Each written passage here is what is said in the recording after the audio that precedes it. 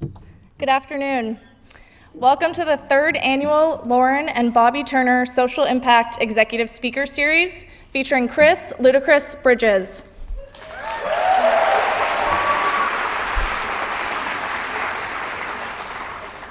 It is truly a privilege for us as Wharton students to engage with such unbelievably successful yet humble individuals like Mr. Turner and Mr. Bridges, who are talking about the topic of doing well and doing good. They both serve as positive reinforcement that our success in life will be defined not just by what the world offers us, but by what we offer the world. It is an honor to have them here today. Now allow me to briefly introduce the man who makes this all possible, Bobby Turner. Mr. Turner is an esteemed Wharton alum who embodies his mantra of doing well and doing good. For those of us who have been lucky enough to hear Bobby talk in a class or a lecture, we have seen how he combines doing well and doing good in the work he does, as well as his deep commitment to Wharton and the program for social impact. Mr. Turner often says, if you want to treat a social problem, then philanthropy will work. But if you want to solve it, then you need a market solution, because that's the only sustainable strategy. As a businessman, Bobby practices this approach. In addition to his role as CEO and co-founding partner of Canyon Capital Realty Advisors, a firm managing a mere $20 billion, he pioneered Canyon Johnson Urban Funds and Canyon Agassiz Charter School Facilities Fund, triple bottom line funds targeted at improving inner city and urban real estate and developing charter school facilities. Our hope is that each one of you here today is inspired to chart your own path towards doing well and doing good. It would make Bobby proud. Please join me in welcoming Bobby Turner.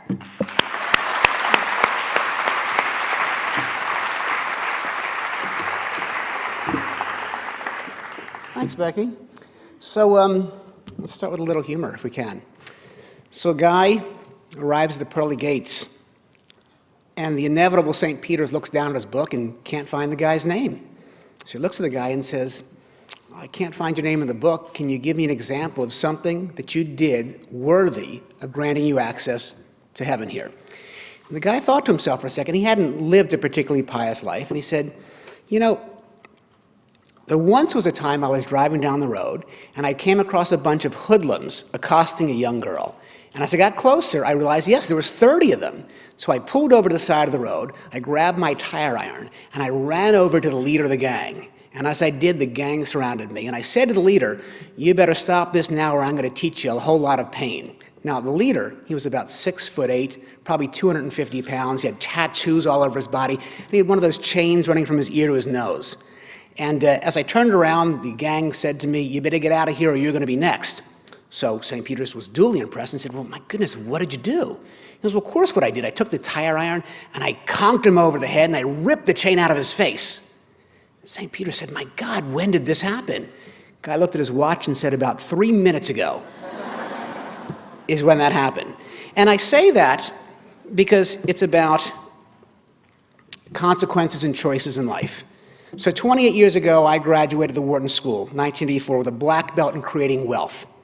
And like many of you here today will do, I chose a career to pursue the creation of wealth. You see, back then it seemed pretty simple to me. At Wharton, I got very quickly concluded, after 4 years here, that there was 4 ways to create wealth.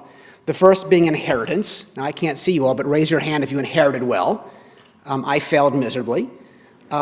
Number 2 would be marriage. You can create wealth by marrying. Now, I married one of the greatest deficit spenders you'll ever meet, but I consider myself to have married well.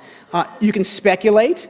I'm sure there's a Spec 101 or Spec 102 here at the Wharton School, but in my 30 years since I've graduated, I haven't found anyone who can consistently speculate well. And the 4th way is value investing, scouring the markets, scouring the universes for opportunities that are overlooked, mispursued, difficult to underwrite. So back in 1984, with my degree in hand, I went off to Wall Street to pursue the creation of wealth, which, by the way, I always assumed would lead to happiness.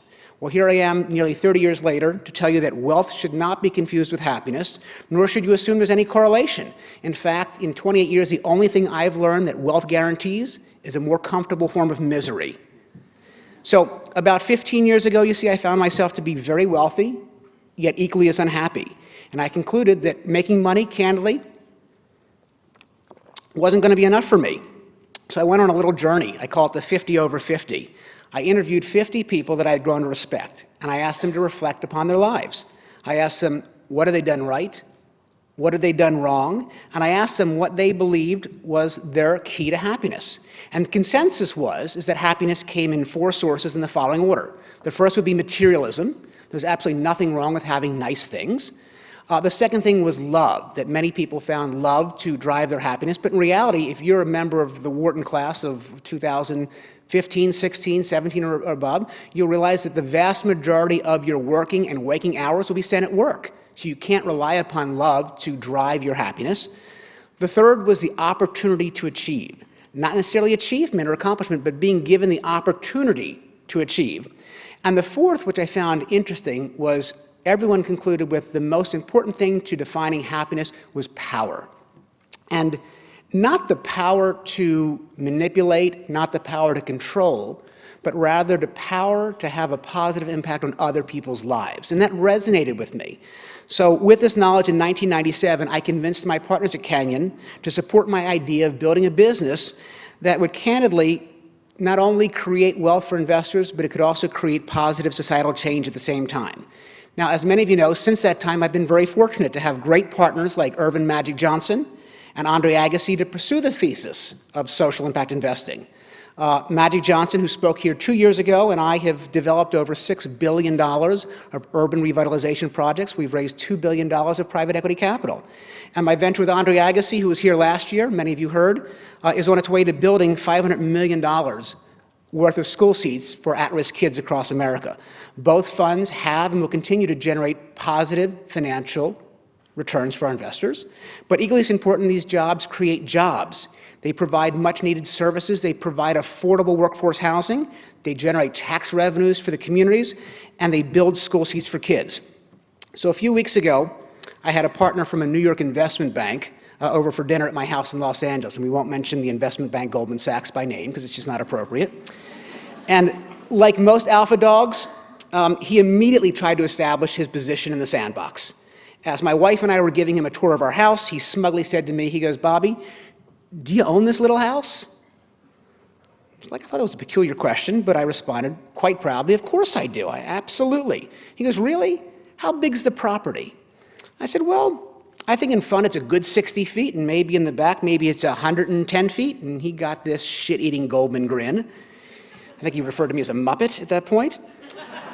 He says, "You know, back home in my estate in Greenwich, I get up in the morning, and I get in my car, and I start driving at 6 a.m. And I drive, and I drive, and I drive, and I drive, and it's not until 6 p.m. in the evening that I get to the other end of my property." To which I responded, "You know, I once owned a car like that too."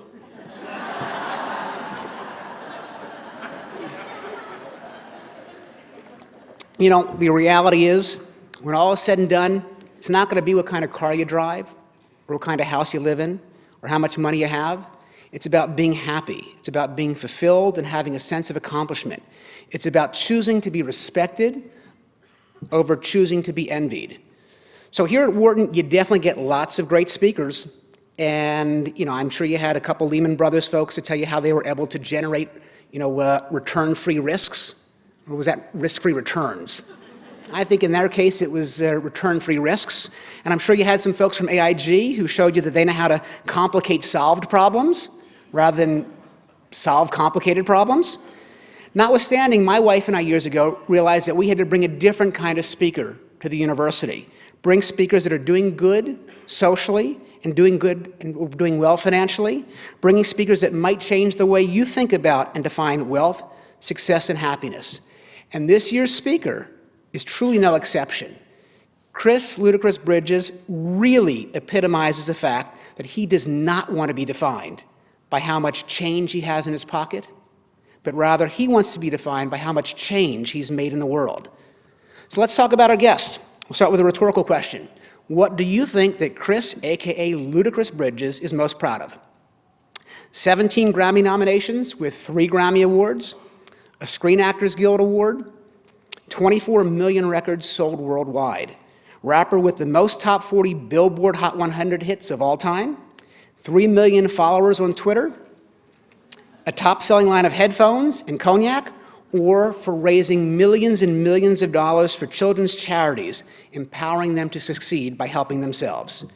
Well, let's find out what makes Ludacris tick and why he's dedicated the last 12 years of his life and the Ludacris Foundation to providing thousands of at-risk kids in underserved communities with the opportunity to succeed. So join me in welcoming Chris tonight.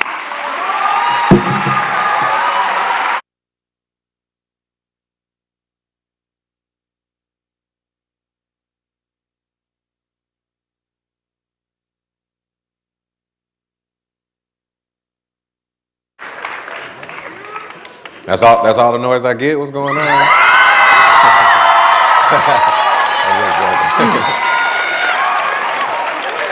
I'm joking. It's all good. We're good. I think the first one was for me. That's what it was. The second one was for you. Right. So right. let me, first of all, let me thank you. Not as though you need a confidence builder. You seem like an awfully confident guy. Thank but you, I want to man. let you know that 2 years ago we had Irvin Magic Johnson here. And we had 800 people show up. Really? Last year we had Andre Agassi, tennis Hall of Famer. We had 1,000 people show up. This year, Chris Ludacris Bridges had over 2,000 people RSVP to show up tonight. So I don't know what that says Beautiful about thing. you, my friend. It's all about. I can't see anything, actually. I don't know about you. Yeah. Can't see it. That's a beautiful thing, though. I'm honored, honestly honored to be here. So thank you guys for having me. So Yeah. let me give you a little context of who's here tonight. You have before you students from the Wharton School of Business, Commerce, and Finance, undergrads and grads, the College of Arts and Sciences. You've got law students, med students. I hear a couple members of the band are here. Mm-hmm. You know, they can tweet out there. We have Annenberg School. We also have about 100 kids from the local community schools that wanted to come here and participate and see you tonight. I would venture that the average SAT score in this room is, I don't know, 5,000? I don't know. I would bet that the average GPA is 10. I mean, it's amazing. And while most people here are probably very well educated at the art of creating wealth, I think they're here tonight to hear you talk about how to create happiness, which is, as you know, is incredibly important. So we've got a ton to cover tonight. Yeah. And if you'll indulge me, Let's get into it. let's talk about a couple of things. And I know your mom's here. So Yeah. I had to drop out a whole series That's of what questions. you need to make some noise for. My mother is.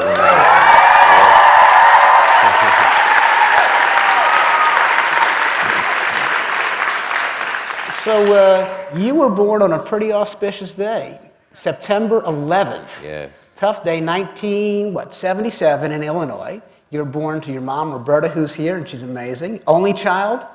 Yep. Tell me about your household. Was it full of music? What were your parents like? What was going on there? Our household was definitely full of music. My father, every morning I would wake up, I would hear like different kinds of music, and I think that's why I love music till this day. Everything from, of course, growing up with James Brown and Michael Jackson and Prince, and of course Anita Baker, who I was just honored to do a song with recently, Frankie Beverly and Mays, you know, all of these different kinds of music. So just a really soulful household. And that's definitely, I attribute that to my love for music. That's funny because I was David Cassidy and the Monkees. And, wow, it's tough. I got into those later, a little later on in life. Yeah. Were you a happy kid? Lots of friends? Absolutely, yeah. Definitely a happy kid, man. Yeah, I was happy. Yeah. And free time? What'd you do in your free time? Man, what all kids do. You ride bikes, you know what I mean? Play outside, play sports. I was definitely into sports, games, you know, a little bit of everything, all the normal kid things, but still definitely into music at a young age. So you talked about your first bike. Mine was a Schwinn Stingray, navy blue with a banana seat. Same bike? Nah, man. Something No. common? I remember I had a BMX. They called them BMX bikes. I don't know if do they still have BMX bikes? Yeah. So BMX, and then you put the pegs on the back so your friend could ride, you know what I mean? Then you had to add the freestyle wheels where you could go backwards back in those days. Definitely remember the bike days. Yeah, that's not what I rode. Didn't know Making that. me feel old already, reminiscing on the past, man. See how you do? So, well, let's talk about it. First kiss, you remember it? First kiss? Ah, Come on, yeah, baby. my, Come on, baby. hey. Man, yeah, I definitely remember the first kiss. What was her name? Her name was Demelva Bolden. Dem- Yeah, that's a, You know something? That was I can honestly say that is a ghetto-ass name. It's okay. Hey, but she was a very beautiful woman, though. Very beautiful woman. And if I ever see her, she gonna get me for calling her name ghetto. But at the time, I didn't know any better. I was just like, I was so excited about my first kiss. Who cared about the ghetto name? And did you sing to her? Did you write a song for her?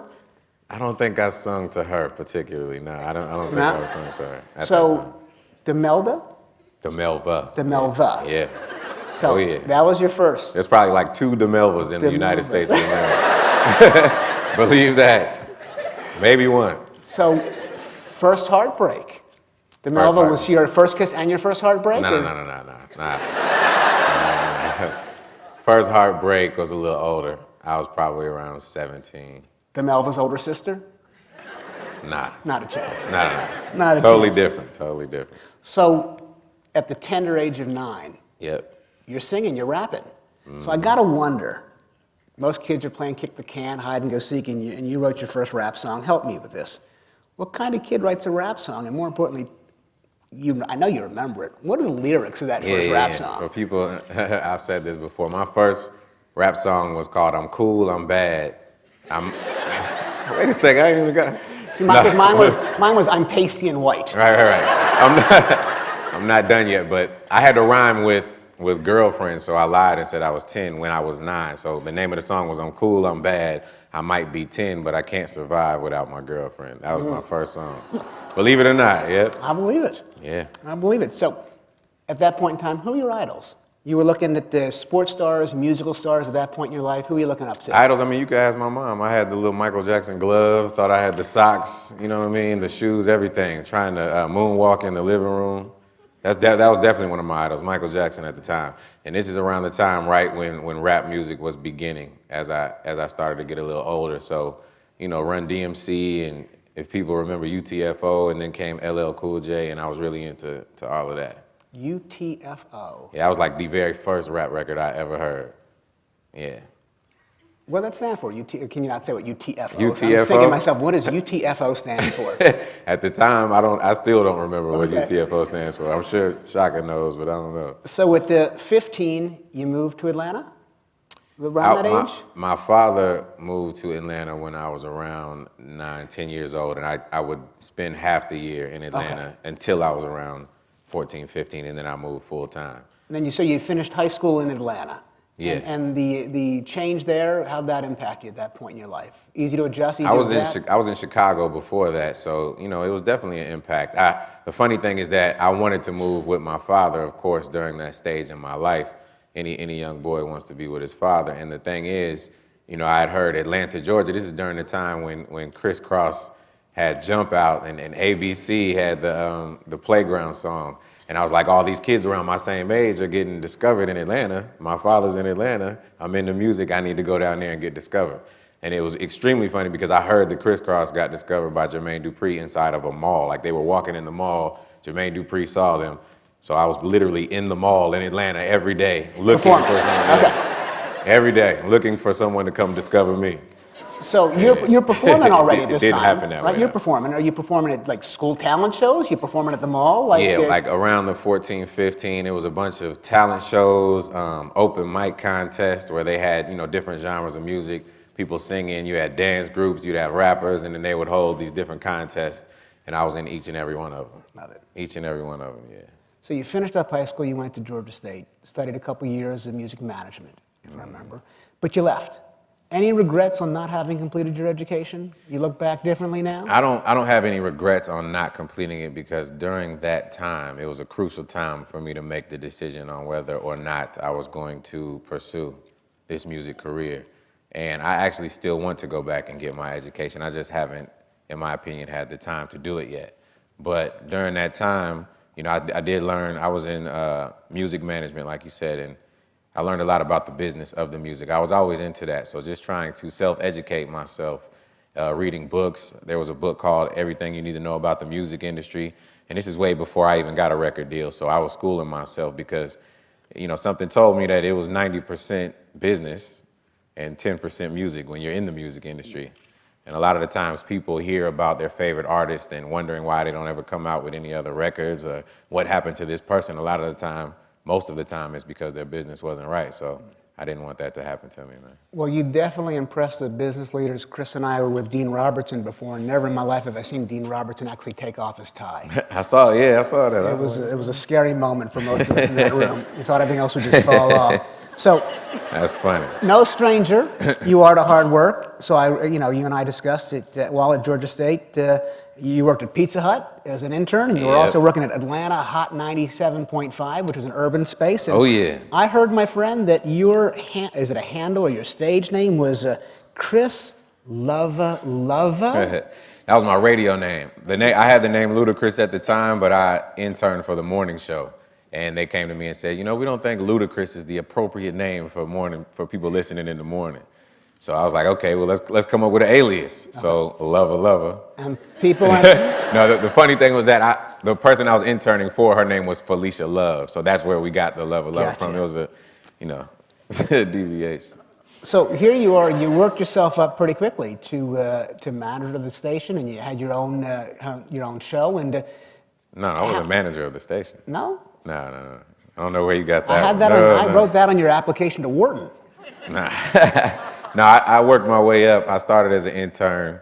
And, that's part of why I'm here today, just to kind of tell everybody it's really just about the drive. Like having that drive and being extremely persistent and, wanting to do something. As long as you continue to strive for excellence. At the time, I was working at Pizza Hut, and I just told them, I don't care if you don't pay me. I just wanted to be at this radio station. I wanted to have the opportunity to be amongst producers and to be amongst artists every day. And that was kind of like a means to an end because I had a plan. I felt like if all of these people are coming to this station and I'm here, this will be a way for me to give them my music.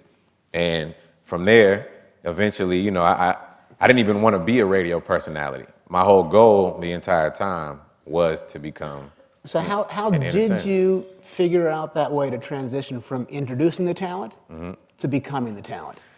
The whole time I would use the production studio, which a lot of on-air personalities, they would record commercials in there. So after hours when no one was there, I'd go in and record demos. So I would use the facility to my advantage, and of course it was free of charge. And the way that I made it happen was because I would make promos for every DJ that was on the air. So I would already use instrumentals that we were playing on the station, and I would rap over them. And there was a 4-hour, every DJ would be on for 4 hours. So 6 to 10, 10 to 2, 2 to 6. And every DJ I would have an intro for.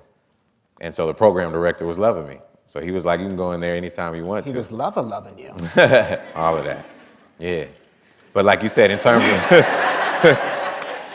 of me moving up, that's basically what happened. I was doing those intros. I was pretty much the youngest person at the station because I was fresh out of high school, and the people that were listening to the station, the general audience and the age bracket was my same age. So eventually, I tried out to be on the air. They put you on what's called the graveyard shift. That's from 2 in the morning to 6 in the morning, where not many people are listening, and that allows you to mess up as many times as you want to. So you pretty much do that, and then once you get the hang of it, they'll try you out on a different slot. And so over time, I became a personality, and the more power and the more influence that I had, the greater I was able to, make connections with these artists and with these producers and become friends with a lot of them and get a lot of advice way before, I made it big. So it was the greatest plan in the world, and it worked out. And these are folks like Timberland and others? Yeah. Timberland was one of the very first people that heard one of the intros that I did for the DJs. So he was on his way up to the station to do an interview, and I guess he was listening to the station on the way there, and he heard it. Once he got there, he was like, who was that did that intro? And my manager now was the one on the air at the time, and he kind of introduced me to Timberland. And from there, that's where, if the real Ludacris fans in the room know the song Fat Rabbit, that's where that song came from. And I basically, which is an interesting story, because when I was working at the radio station, I was not signed to a contract. I feel like I was kind of being manipulated and taken advantage of because I wasn't really as business savvy on the contract radio stuff at that time. So what they would do was they kind of scared us, myself and my partner, into believing that we could get fired any day at that station. But it turned out to, in my advantage, actually, because when Timbaland came, what I had to do was, in order to go out to Virginia to record the song Fat Rabbit, they never gave us any days off at the radio station, so I made up a story, which is terrible. I had to say one of my family members passed away, all right? So one of my family members passed away, and I told them, and of course they believed me. During this time, I flew to Virginia, recorded the song Fat Rabbit, and all was pretty much history from there. That's great. Yeah. So, and by the way, Fat Rabbit I remember well because my wife and I really fought over what our wedding song was going to be, walking down the aisle. That's great. She just did not think Fat Rabbit was appropriate. It was directed towards her a little too much. No, but I say it worked to my advantage because them not having me on a contract, once the song What's Your Fantasy started taking off, I had the choice on what day I wanted to leave. And the day that I was able to go up to my boss and say, I'm not on any contracts, I love you guys, but I'm out of here. That was pretty much one of the greatest days of my life. It's a good, Please believe it. And I signed my Def Jam contract inside of the radio station. Yeah. So knowing you're about to get a seven-figure check and knowing you're going to leave one job and you can tell your boss. Now recognize, this is Wharton. The first question people ask when you say a seven-figure check, where was the decimal place? Because that could be a couple $100,000, it could be a couple $1,000. Come on. Man. So, you know what it is. You know what it is. I do. Yeah. I do. So we're going to spend a lot more time this afternoon on the Ludacris Foundation, but you founded it at 25. So in my mind, most rappers are angry. They have a message that's oftentimes angry, and here is a rapper whose message is different, and more importantly, who's got a sense of core that you go out and at the tender age of 25, you say, you know something, I want to do something bigger than just for me, and you founded the Ludacris Foundation. Tell me about what the thought process was there. What's in your DNA that made you go there? Believe it or not, when I was working at the radio station, they actually required us to do a certain amount of community service each and every week. And to be honest with you, as a young man, not really knowing too much about giving back and not knowing that much about community service, it's not like I didn't want to do it, but someone requiring me to do something, at the first thought was that, I'm not liking to being told what to do outside of my work schedule. So then when I actually started doing it, because I was in Atlanta, Georgia, and I was a local celebrity at the time, of course, from working at the radio station, we visited a lot of kids who thought the world of me, and they looked up to me. And once I started noticing the impact and the influence that I had over these kids, I instantly fell in love with giving back. It's pretty amazing. So to answer your question, it was kind of deep-rooted from my radio days. And going into when I got signed as Ludacris, it just continued, and it just continued to be able to give back to more and more people as my influence grew bigger. Yeah, we'll spend a lot more time on that in a few. Yeah. In 2002, you appeared in a Pepsi commercial.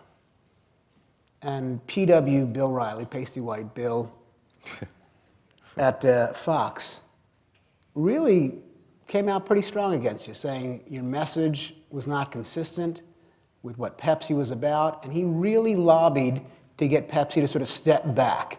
And what always amazed me is that not only did they step back, they replaced the series of commercials with Ozzy Osbourne. Yeah. And that they thought he that amazed me was too. what they wanted to epitomize their brand. Right. Talk to me about how you felt, how you dealt with it, and where you are today with Pepsi. I was blown away. Like you said, I couldn't understand how, and I'm an Ozzy Osbourne fan myself, but that was just. That was ludicrous. It was ludicrous, definitely. If you're gonna say that someone who bites the heads off of bats is okay to do Pepsi commercials, but I'm not. It's just, it makes no sense to me. But at the time, I could have taken a lot of time aside from my rap career and just continue to fight it. But there was so much going on for me at the time, and I really, in retrospect, I look back at it and I understand it a lot more now than I did at the time. And, it's like companies are able to do pretty much whatever they want to. If it has to do with the contract, you look over certain things, and no one saw that coming. So Yeah. it was a learning experience. And, I think that everything happens for a reason, and I'm a better man because of it. So I actually thank Mr. Bill O'Reilly for making that happen. Because the funny thing about that is we talk about the Ludacris Foundation a couple years later. we were still in business with Pepsi, just on a different end. They contributed to the Ludacris Foundation as opposed to cutting me a check directly. They cut it through my foundation. Nice. So it's all good, man. So you and I share the curse of being devilishly good looking. No, that's not the curse. My daughter slipped that one in there. We share the curse that our birthdays fall on a very auspicious date. So my birthday was November 22nd, the day John F. Kennedy was shot and assassinated. And of course, every birthday, I'd wake up to my mother crying, which was always amazingly influential in my life. Like, it's my birthday, Mom, and she'd be in tears. Right. You were born, when you're in your 20s, 9/11 occurred. Impactful in your life, meaningful in your life? Man, actually, it was extremely impactful. I was literally, I want to say, over 20 blocks away from where it happened. I was in New York City. I was promoting an album because my album was coming out, I think, the following week, and I was headed to MTV right before this happened. So it just lets you know life is, you can't take advantage of anything. You can't take life for granted. And you got to live every day like, it could be your last. So that was definitely the meaning of it for me. Live life to the fullest, because it flies by, and at any moment you never know what's going to happen. So on the thought of living life to its fullest, let's turn to women for a moment. Your mom, Roberta's here.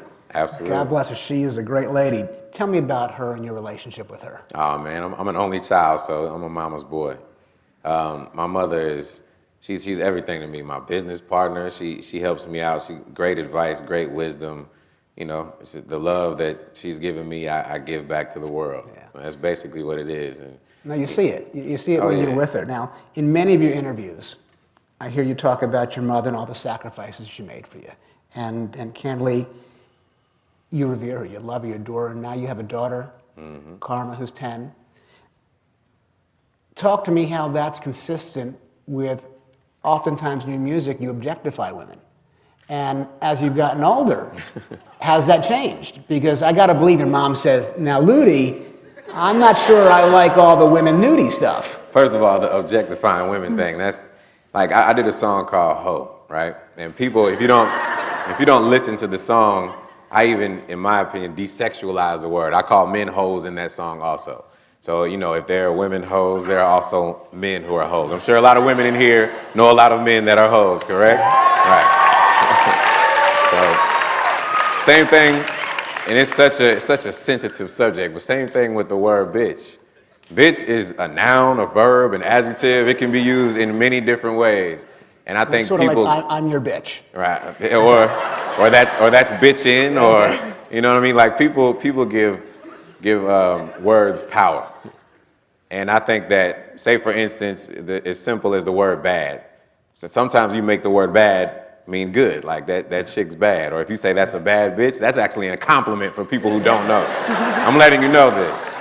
So it is what it is, and in my music, I like to play with that. I like to have fun with it. I like to explain it, and that's basically what it is. You show two different sides of life. Life is all about balance, and I've explained this to my mother, and and I think we have an understanding. She's okay. Yeah. All right. We'll ask her afterwards. You can ask So, her. She'll tell you. Dads, so mother-son relationships are very different than father-son. My father, dads like to instill advice. So my father, who was Wharton 57, always said to me, he goes, I'll give you one piece of advice. And I'll give it to everyone here. Your first $1 million you make is much more difficult than the second $1 million you make. Because once you've made that million, the second's easy. So here's my advice. Go out and make your second $1 million first. And then come back and make your first $1 million much, much later in life. It's much easier doing that route. Your dad's advice to you, that resonates. My dad's advice to me, wear a condom. That's what he used to tell me.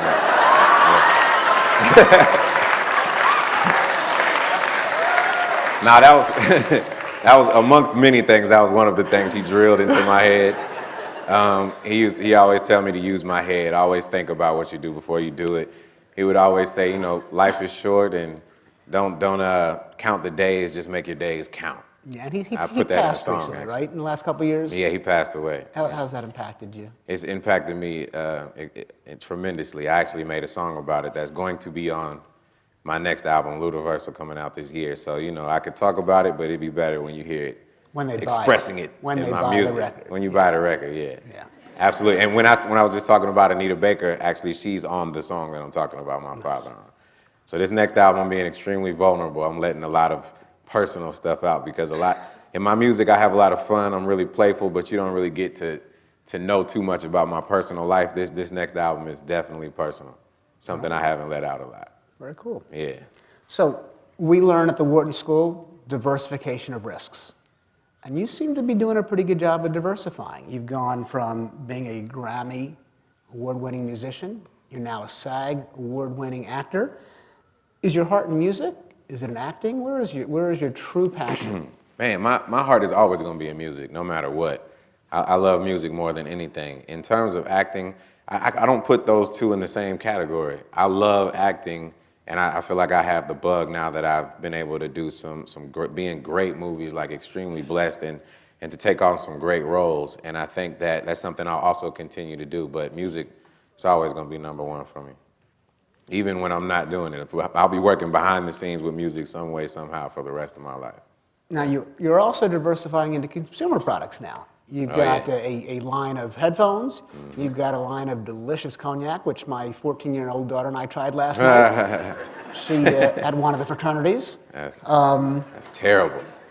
How are your brands doing? Is that something you're passionate about, something you want to focus on? And most importantly, a bunch of people are graduating this year. Do you have offers and opportunities for many of these students out there to work with some of your brands? We're working on that as we expand the businesses and we continue to grow. But, you know, I think a lot of people give me a lot of credit. I have to give credit to one of the most important things in life is that I need you to know I don't do it all by myself. I have a strong team. And, you know, you have to pick a strong team around you of individuals that, you know, even if you are not an expert at it, you get somebody who is an expert and people that you can trust. And that's extremely important. And I've had the same team around me for over a decade now. And I definitely attribute that to my success. So, you know, having my mother with me, having my management, these are the same people that have been around. So all these not things. Not that my mom's going anywhere. No. Just FYI. Well, she said she was. Yeah, she's staying. So all these things we'll chalk them up to doing good financially. Can we spend a few minutes on doing good socially? Because the Ludacris Foundation, I hear you talk about lateral thinking to solve today's problems. What does that mean to you, lateral thinking? To solve, I think you just have to, like when I say life is about balance, you have to think in terms of when you talk about the Ludacris Foundation and giving back, that power and that influence that you have over those individuals, that makes you extremely happy in return. So, happier than opening up the Wembley Field to what you said earlier, I think that is the true meaning in life. It's in the Bible. You know, that's what we're here to do, to influence others and to give back. And I'm extremely blessed, so I want to make sure that I give back. Yeah, and you told me, because one of my questions was going to be, is that part of your DNA? Because you said that you really were introduced to charity at the radio station. Mm-hmm. Was your family, growing up, did you see your parents being charitable? Were they paying it forward? That resonated well with you? Yeah, I think a lot of times, you know, even if you don't have, a lot of people don't think that they can give back if they don't have a lot of money. It's not about money. You can dedicate your time. And I definitely saw my parents and family members dedicating time to giving back, whether you can go and help out a school project or go sign up to do certain things where you're just continuously giving your valuable time and work ethic. So tell us, here's a great platform. What is the mission of the Ludacris Foundation? The Ludacris Foundation is all about helping kids to help themselves and empowering the youth and educating the youth and just giving back to underprivileged individuals that we know can't help themselves. I think one of the biggest and most publicized things that we've done is there was a time where we gave away cars to a lot of individuals who did not have cars, and we were very strategic in choosing people that we know wanted to work. They just didn't have a means to go out, and they weren't mobile and couldn't go to different job interviews, and there were people in tears. Yeah. You know what I mean? Knowing they had families and they were going out to get jobs, and we even provided some of them with job opportunities. So it's all about giving back. And like I said, I feel like I want to help people who want to be helped and to want to help themselves. Yeah, and you're proving it. What you've done is you've surrounded yourself by great infrastructure, and you're using positive leverage. I know one of the things that the Ludacris Foundation does is you go out and you scour the Atlanta markets or whatever other market you're in, and you pick the very best providers of services. Absolutely. Do you get involved in selecting those service providers, and do you hold them accountable? And how do you hold them accountable? No, I'm very, very hands-on, and I think that you know, there are a lot of people out here that just write checks and they don't give you any of their time. So, you know, I try to lead by example. I think it's important to be there. I remember one of the things that happened, of course, when Hurricane Katrina went down is everybody was saying how you needed to give money to, what is the name of the organization that people were giving money to at the time? Red Cross. Yeah.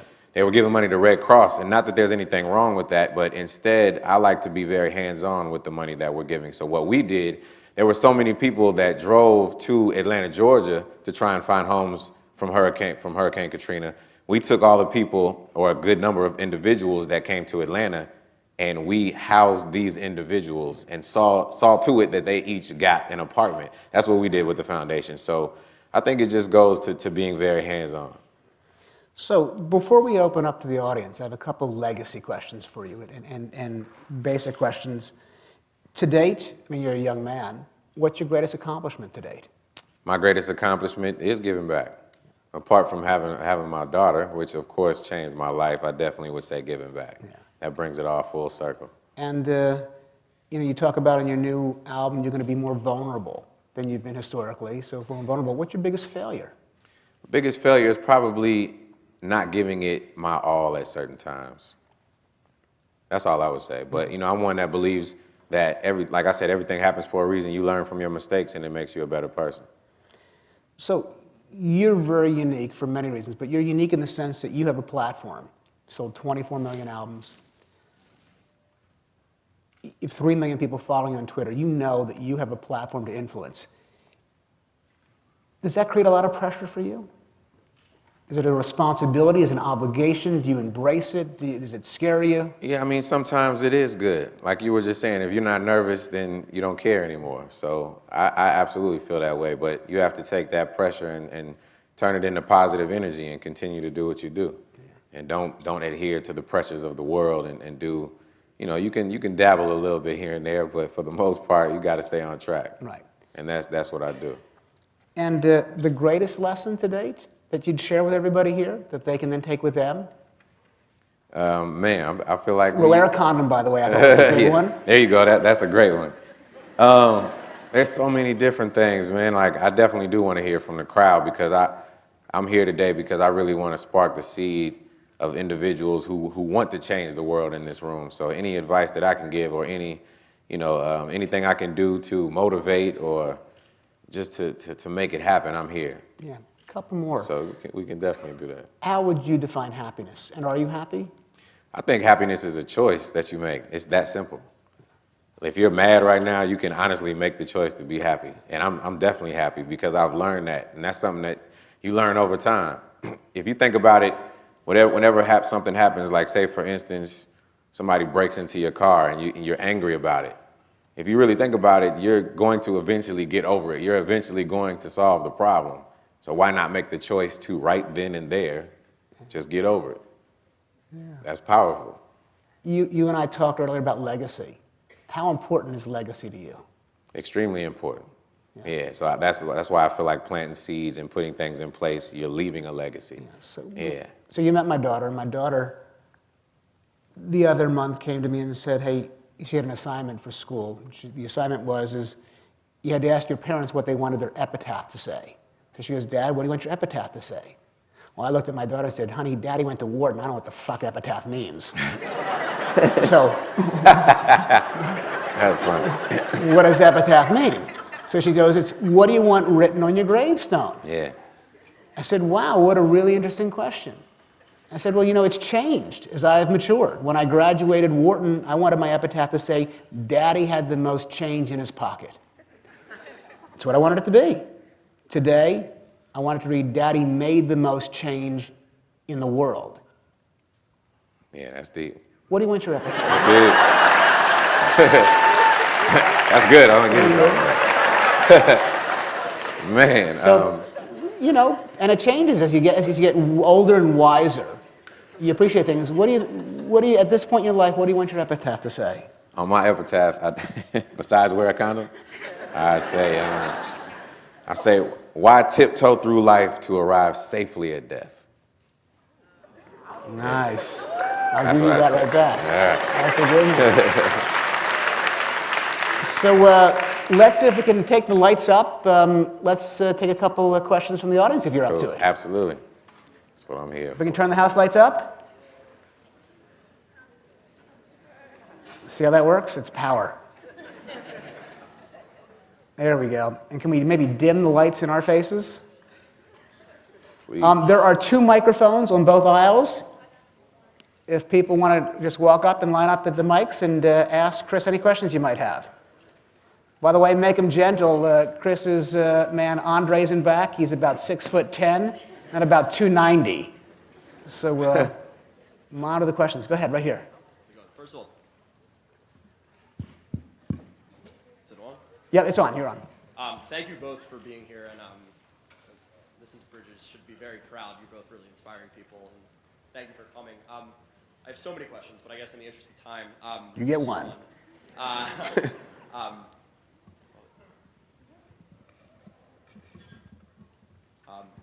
I guess what would your advice be to us, both as Penn students and also people who've come in from the community, and what can we do both today and our futures to help people like you make a difference in what you're doing? Man, take the advice that I'm giving you here, and when I say that, I feel like, huh? Oh, yeah. Three things. I got you. They're numbers guys here. Right. You can help me by being the best that you can absolutely be. It's as simple as that. And advice that I would give you all is, it's great that you're here in school, but I feel like experience is pretty much the best teacher that you can possibly have. So whatever you're gonna do in life, I feel like you should start practicing it now. If you know anyone that is already doing that, you need to be around this person as much as you possibly can. You need to learn. I just feel like you need to learn from experience. So that would be my thing. But my duty to you is your duty to me. We just need to both continue to give back and to make change. As long as we're on the same page, you're helping me out, man. You're making my job easier. And buy my records. You're helping me out by doing that. Next question over here. How do you feel about the evolution of the rap genre from when you were coming up to now moving forward? And as a very busy man, how do you balance your philanthropy with pimping all over the world? He's funny. Okay, next question. The evolution of the rap game, like, I feel like recently it's starting to evolve faster and faster. Like at the blink of an eye, it'll change. And I think it's interesting and it's extremely exciting because you have to stay afloat of what's going on. And I mean, we're recording this new album. This is the longest that I've been away from music because I've been shooting so many movies. And we're in a space where we're really getting a grip on what's going on, not necessarily what hasn't been done or what's going on at this present point in time, but of course how we can stay ahead of the game. So I think that it's really interesting to me, and I love that it's continuously evolving and changing. And so many genres of music are merging together now, and you have new ones, and people are just making up their own thing with the internet. And I think it's great to see so many people making their own way. Because the way that I started was basically selling an album out of my trunk, a disc, and CDs are about to be extinct now. Because people are making demos on the internet and getting a large following on their own, and next thing you know, now record companies are signing artists just from them making noise on their own. So I think it's extremely interesting. Question over here. Hi. So we heard from you a little bit looking backwards as far as the legacy you've left. So now, if you had to say in 10, 30 years, where the Ludacris Foundation would be, and I guess, what's your fantasy in terms of impact? As long as the foundation, I just want to continue to reach as many people as I possibly can. The name of the next album is Ludaversal, so I've been blessed over the past 3 years to travel to countries and places around the world that I've never been to. So my goal is to reach and to impact and to change as many lives as I possibly can in 10 to 30 years. I just want to continue to grow, and that's my goal. Question over here. Sure. Thank you for coming out. So my question is, I think that as young people, you mentioned you want to come here, spread the seeds of change and everything. And I think sometimes we do, as young people, want to enact change. However, I think that when I think of making a difference, I have like Kanye, like Donda-esque, kind of ideas. Like I want to have like this crazy organization, but some of these might not be very easy to logistically do. How can I'm not Ludacris, I can't call up experts to help me out with the things I want to get done. What do you think are like the first steps, maybe as a young person, just graduating now, going to the world, trying to make a difference? In terms of starting your own I foundation? mean, it's not just a foundation, but like if let's say you want to have a foundation and you were able to like pick up a phone and call up experts in this kind of social impact and work and Yeah. come up with your vision. I would say put yourself in the company of like-minded individuals. And if you go, and even you can look up on the internet and find ways that you can help out your local community. As long as you get around individuals like that, you'll be closer to people who are going to direct you in the right place. So I think that would be the first step, if that's what you're asking me, is to go and make sure you get around those individuals and talk to them. All right, thank you. Okay, question over here. Hi. A lot of people are talking about value investing in a philanthropic setting and how you sort of get return on investment, not necessarily financially, but from the other things they're looking to accomplish through your foundation. How do you define and monitor success of the initiatives you focus on after the fact? How do we define and monitor? Yeah, I mean, do you... Oh, you talking about, yeah. Yeah, like once you make an investment in a program, do you follow up on it? Absolutely, And how we do you do definitely that? follow back. We've created a lot of great relationships. A lot of the times, the things that we do, we go to a lot of the same communities. Like, we may go to the different ones, but we always come back, check on individuals, make sure everybody's good. I've visited hospitals and rehabilitation centers. I'm still in contact with a lot of the people that I've impacted now. So that's definitely something that we do. It's extremely important to follow up and see your work in progress. Okay, thank you. Question over here. Hey, first of all, thank you so much, everyone who's organized this. Thanks for being here. It's been really great hearing this conversation. Now, I'm gonna tell you a story, and I hope you don't think I'm a crazy person, but it all comes together and it's all connected. They might think you're crazy. I know, that's fine. I work here, and I'm also a graduate student. I was a theater major as an undergrad, and I kid you not, yesterday was my birthday. So I woke up this morning and went, I don't know if I can get into Ludacris because it's very sold out, like you've done, I'm sure, a lot of times. I woke up and I went, wait, is Ludacrismas really a thing? So I work with undergraduates, and I looked it up, and I went, yes, it is a thing, okay? Right out of college, I did Teach for America in North Philly. I worked with 8th graders for 2 years. My second year there, I learned my first year. My second year there, they grew almost 5 grade levels in science and math. And they called me from high school saying, hey, thanks for teaching me. And I stayed in touch with them as much as possible. I'm trying to record this and send it to them because you're an inspiration. My question is this.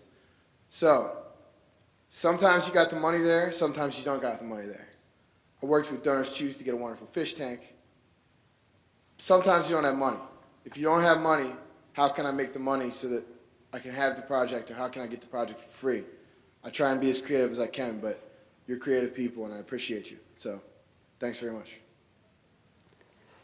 Sorry, I told you it was going to be a weird circular story. I'm wondering. I'm trying to see I'm wondering if where- there's a question there. I didn't know. Thank you for sharing that with us, man. And my theme song is "Stay Positive" by the Whole Setting. My man. Yes. Yes. When I'm not listening to Ludacris. My man. Now, by the way, the next question, we have a child prodigy here, it looks like. This is Oh, okay. one of the kids from one of the local schools. Do you have a question? What advice would you give someone who has the power to influence and mobilize thousands of youth on how to gain support of great people such as yourself who's interested in making a positive impact as well as creating successful entrepreneurs?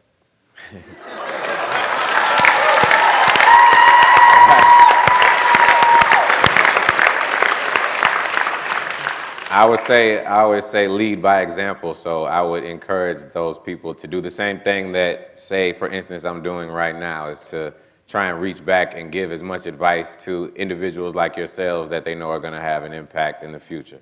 So giving back to you, man, that's what I would say. The reason I ask is because my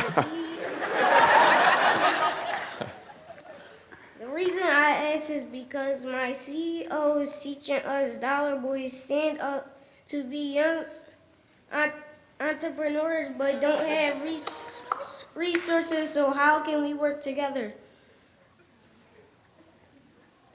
I'm sorry. What was it?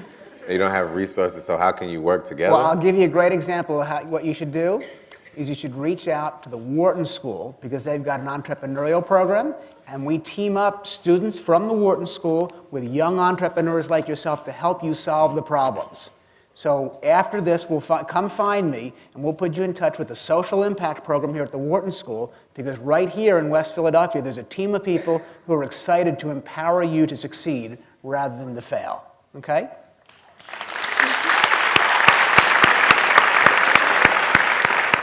And do you have a business card?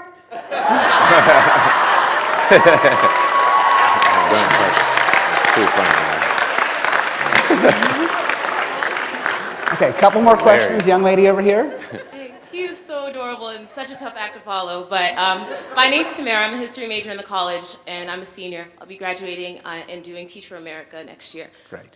So I spent a lot of my time here at Penn reading, and something I came across was Mahatma Gandhi said, "Be the change that you wish to see in the world." And that's such a powerful statement to me, and there's a lot of change that I want to see in the world. So I know that we've, realized that money isn't everything, but I want you to speak a little bit to how I can get people to take me seriously. And I think a lot of the 2012 students in here are coming from the same place as far as what we'll be doing next year. How do we get people to take us seriously, being so young and going out into the world? I think like college is one of those places where you learn to do things like that. You have to start off with, your next door neighbor.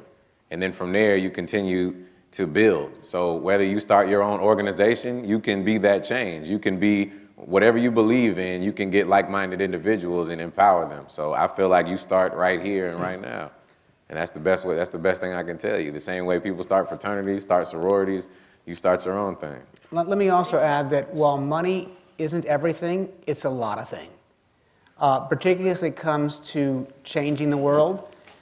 We as a society, there's 41 million households on food stamps today. A third of African Americans live below the poverty line. A quarter of Hispanics live below the poverty line.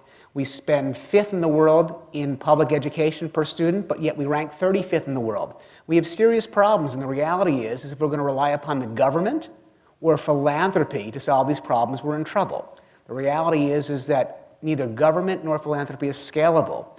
So if you want to get involved with an organization that is involved in making change both financially and by society. And there's lots of funds out there today, but you're not going to necessarily be able to make significant or scalable change by yourself. Go work for an organization that has the mission to do both, because if you don't make money, you don't create sustainability. And the only way to truly scale meaningful change is by creating for-profit initiatives that can then attract more capital. So reach out and find an organization that's committed to social impact. And there's lots of them. And the universe is growing by leaps and bounds every year. Thank you so much. Okay. Question? Mr. Bridges, thank you very much. Really appreciate you coming. Been a big fan for many, many years. The go-go beat on Pimpin' All Over the World is beautiful. Thank you. So I've been a huge fan. I've been following your work in many different ways. Since you've given us a forum, I will say I disagree that words don't have power, particularly that word bitch, but that's my opinion. That being said, I think I definitely agree with the idea of giving back and constantly giving back as a means of leaving a legacy. I think you're here at Wharton where you're speaking to many of the leaders in the business world. We tend to be in a bubble here, and we tend to be a little bit disconnected from what's going on, particularly in the United States, and particularly in Philadelphia. One of the things I'm thinking about is not just how do you give back, but how do you not do more harm? How do you not create greater disparity? And I guess what would you say, knowing that many of these people in this room are going to go on to the Goldman Sachs, the Lehman Brothers, or not the Lehman Brothers, but they're going to go on to some of these organizations I referred to before, to sort of raise our consciousness about the disparity that's around us that we, in some ways, feel like if we can just give a check to, we don't have to think about. So just so that I'm clear, what you're saying, what your question is, how do we become more aware of what's going on around us? How do you become more aware? You have to make yourself aware. I mean, reading the newspaper, you can, that's definitely one way you can be aware, I guess. There are many ways to make yourself aware, my man. If you have individuals around you that have to make you aware, you got to do that. I mean, tell me what I'm missing out on. Like, Well, listen, what you're missing out on is the drive has got to come from you. You've got to be curious. Because I asked the question when we started, how many people know where the Dow Jones average is? And then how many people know how many kids drop out of high school every year? Right. Who's to blame for not knowing the answer, how many kids drop out of high school? So who is to blame for that? Then? Well, you are. That's what I'm saying. I feel like you're the blame.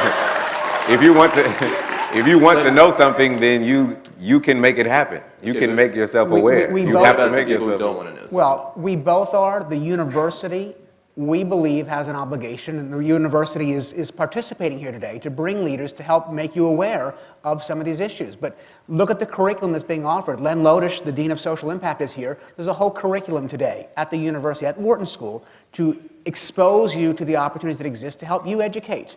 Do you want to make yourself aware, or you don't want to make yourself aware? That might be the question we need to ask you. I mean, I'm here. I'm trying to make myself aware. Got it. That's good. That's good. Well, pay it forward. Well, now you know how. It's a lot easier said than done. Next question over here. Yes, can you hear me? I don't know if you can hear me good. So my name is KK. I'm originally from Atlanta, and I remember Chris Lover from the 97.5 days. I've done a little top 8 today that you in the lab with DJ Nabs, and I remember Future Flavors and Poon Daddy. Wow, yep, she definitely remembers. Yeah, and so we're so proud of you representing. I have 2 quick questions. My first question is just what was the kind of impetus for you starting your own foundation? Because I know you probably could have done a lot of stuff, through other organizations. So I just wondered what was the kind of seminal moment that made you say, I'm going to do my own thing. I think that I should have my own thing. And then my second question is, I would love to come up and get a picture with you. I don't see how that's a question. I think you could say no, but I have no problem with it. But what I was going to say was, I think we kind of touched on that earlier, how, when I worked at the radio station, we were required to do a certain amount. But what particularly made me want to do it was that I saw my influence growing and my power growing. And I knew that I could reach more individuals. And, the more popular I became, the more I felt like I wanted to give back. And that's basically why. okay, I'll come down. You okay with that? Yeah, as long as all the other students don't give me No. This is a one and only, by the way. Did you bring a camera? It's all good. Who's taking the picture? You got to have a Take photographer it right from here to way your over right. there? Oh. Right here to your right. Watch out there. Hey, Chris, she's got a wedding band, by the way. That's funny. I'm just You got watching. what? You're more than welcome. More than welcome. You're welcome. Proud of you. And I'm chopped liver. Whatever. It's okay. Question over here. Hi, my name is Amy. I'm a junior here at Penn. Thank you so much for coming here. I'm really excited to be able to speak with you. My question is, you must meet a lot of kids who are interested in music through your work, and you mentioned that you love to be very hands-on and you're giving back. I was wondering if you ever met anybody who you're interested in mentoring, who love music, who want to produce music. Have you ever met anybody like that? Absolutely, yeah. I mean, we actually are mentoring a couple individuals like that. So yeah, I think that's important. And speaking of mentoring, I feel like that is a way that everybody in this room can start to give back if you're not doing it already. You can mentor someone younger than you, or we all know somebody that looks up to us, so you can start by doing that in terms of giving back. But yes, we do. Anybody in particular? There are a couple people at our record company that we're doing that with. We do that even with artists sometimes. But yeah, family members that want to be involved with music. I have family members, my management, so we're definitely doing that. Okay, so we have time for 2 more questions. We'll start one over here. Thank you. I wanted to ask a question kind of similar, just a little bit to the guy who asked about remaining aware. I'm from West Philadelphia, and I know that like a lot of kids on Penn's campus tend to get stuck in the Penn bubble, and we have like community partnerships like CSSSP and the Netter Center and other things that like to express going out into the community and like taking initiative and helping out at schools, tutoring, mentoring, and all that good stuff. But I guess for me, it's just kind of coming to Penn and then allowing myself to be placed in that Penn bubble and then doing those things. I felt, even though I was going out into the community and helping out, I kind of felt like I shouldn't be feeling that way. I shouldn't feel like I'm going out into the community. This is my community, and Penn is grounded in this community. It's not going out into it. You're a part of it the moment you get here. And I guess the way that like I try to remind myself is of why I'm here and what I'm doing is like just getting on the L sometimes when I'm going home instead of like maybe driving or something, and going back through the neighborhoods that remind me of where I came from and why I worked so hard to get to where I'm at and what I want to do when I'm finished here, who I want to give back to and stuff. And I know that you said with the radio station, like the community service they made you do, and it made you realize like, you know, your passion for giving back and things like that. But I feel like as we get older, especially at Penn, and as you grow into your success, it's easier to get distance from that. I know a lot of people don't want to, at Penn, might not want to stay in Philly after they're finished, you know, studying all that stuff. So giving back to the community might leave them, or this community specifically might leave them when they leave Penn. So just in terms of staying grounded within your success, like what's your advice and how do you do that on a daily basis and remind yourself that you come from an area of wanting and you have to give back? My mother, that would be number one, so she reminds me. I would say that all of this could be gone tomorrow. I keep that mentality. You have to know that you can lose something, so you have to keep yourself grounded. And you always want to treat people the way that you would want to be treated. And this bubble must be a lot bigger than It's a bubble. I'm like, this must be a problem. It's a bubble. But This by is the way, serious things. But I would literally advise everybody in this room to go look up like being a volunteer around this community or somewhere in Philly after you leave this room or sometime today. I think that's a great way to start. Just volunteering programs that are around here. But to answer your question, I definitely say, you know, it's up to you. Like we were talking to the guy, you have to make it your responsibility to stay grounded, to continue on and not to forget, and to make sure that you continue to give back. by the way, So the that's your job to do The it. vast majority of Ivy League campuses are bubbles. Right. And it takes an initiative like the Wharton School and like Len Lodish and the Social Impact to pop that bubble and to provide this kind of platform for this kind of dialogue, because this dialogue doesn't happen in many universities across the country. And that's good. That's why I'm glad I'm here. All right, so before Becky comes back up, Yeah. we'll have one more question over here. Okay. Hi, my name's Sierra, and I work for a program called Urban Nutrition Initiative, and we also work with the community and the youth, trying to get change our food system. But my question for you is, what was your toughest encounter since you've been in your business industry and everything? Toughest encounter, you mean giving back-wise or just period? Period. Toughest encounter. Oh, man. It's hard for me to answer questions like that because, like, I think that whenever I have tough encounters, it makes me a tougher person, but I'm trying to think of what would probably have been one of my toughest encounters of all the things that I've been through. That Bill O'Reilly situation was a tough encounter, not him, you know, individually, but because it was such a big deal. And like we talked about earlier, how it was just a complete, it was complete nonsense how they hired Ozzy Osbourne. I would say going through that period of my life, it was tough because I learned so much from that experience. But in terms of specific encounters, I might have to come back to that one. I really want to give you one, I just can't think of anything specific.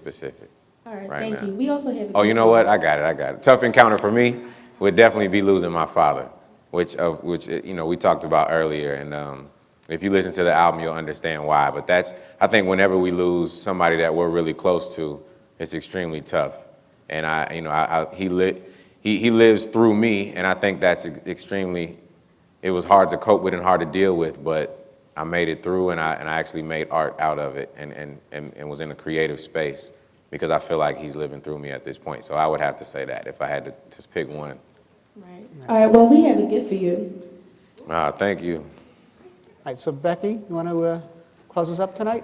Sure. I just want to say thank you, first of all, to all of you for being here and being a part of this tremendous conversation and becoming more aware.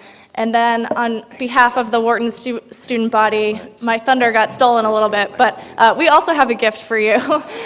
Okay.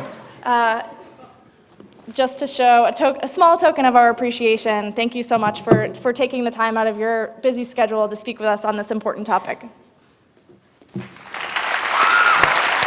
Thank you. And I have one for you too. Nice. That's nice. That's nice. Speaker series. That's good. Good deal. Well, thank you guys. I hope we changed some lives today, man. Make sure Everybody. you appreciate it. Yeah.